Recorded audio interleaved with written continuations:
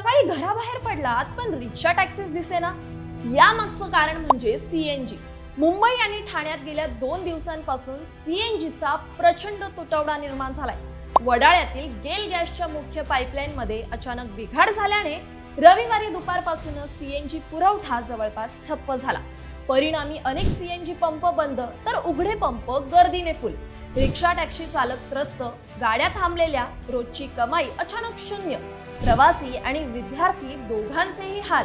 रिक्षा कमी, भाडे वाढले, प्रतीक्षा वाढली. ठाणे नवी मुंबईतही हाच गोंधळ दिसतोय.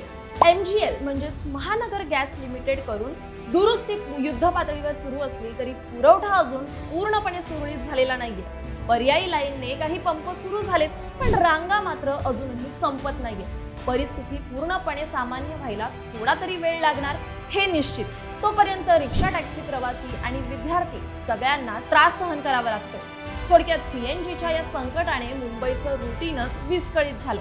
त्यामुळे प्रवाशांना जास्तीचं भाडं मोजावं लागतंय. पण सीएनजीच्या त्रासामुळे रिक्षा टॅक्सी सुरू राहणार की नाही हे पाहणं आता महत्त्वाचं ठरेल.